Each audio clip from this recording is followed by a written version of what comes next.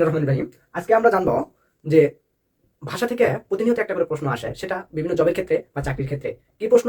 যে এই ধরনের প্রশ্ন যে ভাষার মূল উপাদান কি, ভাষার ক্ষুদ্রতম একক কোনটি, ভাষার বৃহত্তম একক কোনটি, ভাষার মূল উপকরণ কোনটি, প্রধান উপকরণ কোনটি, এগুলো আমরা সুন্দর করে না মনে রাখলে গিয়ে আমাদের মধ্যে খটকা লাগে বা সন্দেহ মনে হয়। তাই আজকে আমি সুন্দর করে বুঝাই দিব। এই বোঝানোর পরে ভিডিওটি দেখার পর যে এই ধরনের ভুল আর হবে না। আসুন, তো এখানে দুইটা শব্দ ব্যবহার হয়, একটা হচ্ছে উপকরণ আর একটা হচ্ছে উপাদান। তো এই উপকরণ কোনগুলো আর উপাদান কোনগুলো সেগুলোকে উপাদান।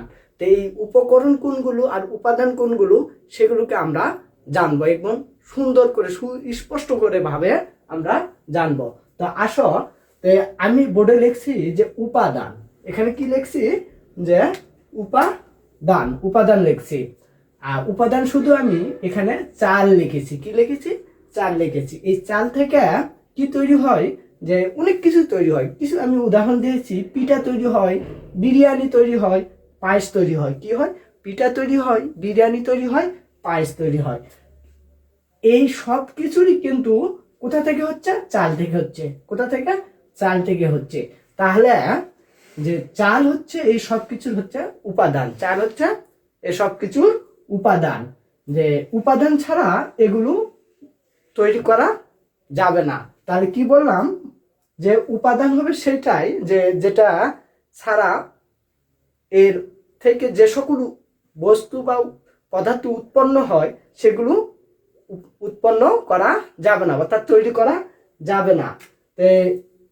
আমরা এখান থেকে জানলাম যে এই চাল চাল অর্থাৎ উপাদান হচ্ছে কি? ফিক্সড। কি হবে? ফিক্সড। উপাদান ফিক্সড, এটা কখনোই পরিবর্তন হবে না। আর উপকরণ ক্ষেত্রে চাল থেকে পিঠা তৈরির ক্ষেত্রে তুমি বিভিন্ন মানে বিভিন্ন কিছু এর সাথে মিশ্রিত করতে পারবে, আর কিছু আবার বাদও দিতে পারবে। তাহলে উপকরণ কি? Not fixed.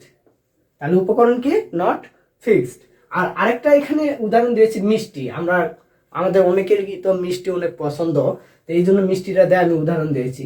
তো এই মিষ্টির মূল উপাদান কি? মিষ্টির মূল উপাদান হচ্ছে দুধ, ময়দা, চিনি। দুধ, ময়দা, চিনি। অনেক মিষ্টিতে ময়দা ব্যবহার করে না, তারপরে কোনো মিষ্টিতে আবার ময়দা ব্যবহার করে। আমি প্রধান উপাদান আমি তিনটাই ধরেছি সেই জন্য। তো দুধ, ময়দা, চিনি। এই দুধ, ময়দা, চিনি ব্যবহার করে কি তৈরি করে? রসগোল্লা তৈরি করে, রসমালাই তৈরি করে, চমচম তৈরি করে, আরো অনেক কিছু মিষ্টি জাতীয় জিনিস তৈরি করে। তো এই প্রত্যেকটা ক্ষেত্রে একই উপাদান, একই জিনিস ব্যবহার করেনি। সুতরাং এই রসমালাই তৈরি করতে যে অবিচ্ছেদ্য যে উপাদানগুলো লাগছে এই তিনটা প্রত্যেকটার মধ্যেই আছে। তাহলে কোনো কিছু যদি প্রত্যেকটার মধ্যেই থাকে, যেটাকে বাদ দিলে সেটা আর তৈরি হয় না, সেটাই হবে উপাদান। সেটাই হবে উপাদান। আর সংমিশ্রণে মানে ওই উপাদান নিবে, সাথে আরো অন্য কিছু মিশিয়ে দিবে, সেটা হবে উপকরণ। তাহলে এখন আমরা প্রশ্নে আসি।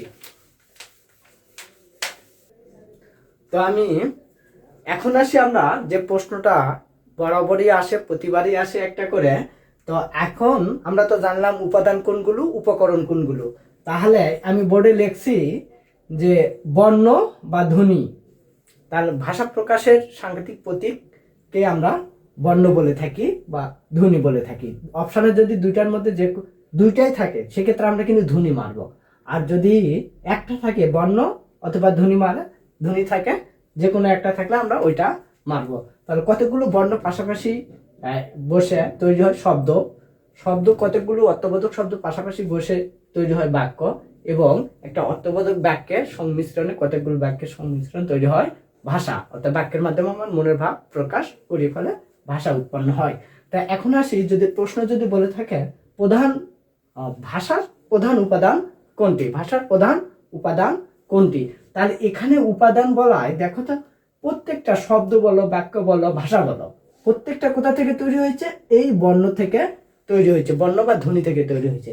তাহলে যদি বলে আমার ভাষা উপাদান বা ক্ষুদ্রতম একক, ক্ষুদ্রতম একক বা উপাদান যদি বলে, তাহলে আমি নিশ্চিত মানে একদম 100% শিওর হয়ে মারব কি?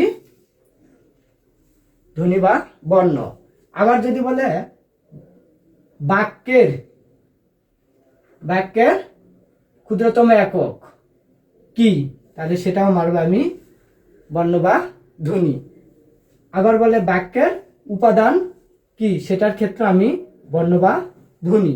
আবার শব্দের ক্ষুদ্রতম একক কি, সেটার ক্ষেত্রেও আমি মারব বর্ণ বা ধ্বনি। শব্দের ক্ষুদ্রতম একক বা প্রধান উপাদান কি, সেটার ক্ষেত্রে আমি মারব বর্ণ বা ধ্বনি। অর্থাৎ এক কথায় বর্ণ বা ধ্বনি বাদে শব্দে বলুক, বাক্যের বলুক, ভাষার বলুক, যেটারই বলুক, উপাদান কথা বলতে পারে নিচের কোনটি বললেই আমরা এক বাক্যে মারব। বর্ণ থাকলে বর্ণ মারব, ধ্বনি থাকলে ধ্বনি মারব। গেল উপাদান আমাদের গেল। এখন আসি উপকরণ। এখন কি উপকরণ? এখন আসি উপকরণ। যদি ভাষার বৃহত্তম একক বলে, ভাষার বৃহত্তম একক বা প্রধান উপকরণ বলে, তাহলে ভাষা কোথা থেকে তৈরি হয়? বাক্য থেকে তৈরি হয়। কোথা থেকে? বাক্য থেকে। তাহলে এই হবে বাক্য। বাক্যে হবে ভাষার উপকরণ বা বৃহত্তম একক। আবার বাক্যের বৃহত্তম একক বা উপকরণ কি হবে? শব্দ হবে। কি হবে? শব্দ হবে। আবার শব্দের বৃহত্তম একক বা উপকরণ হবে বর্ণ বা ধ্বনি। বর্ণ বা ধ্বনি। তাহলে আমরা এই উপকরণের ক্ষেত্রে এই লাইনটা মনে রাখবো যে বর্ণ বা ধ্বনির পর শব্দ হয়, শব্দ কতগুলো শব্দ মিলে বাক্য হয়, বাক্য পর অর্থবোধক বাক্যে ভাষা উৎপন্ন হয়। এই তো আজকের পর থেকে আমরা অবশ্যই ভাষার উপাদান বলুক, উপকরণ বলুক, এই সকল প্রশ্নগুলো আমরা এক বাক্যে নিশ্চিন্তে আমরা উত্তর করতে পারবো। আল্লাহ হাফেজ।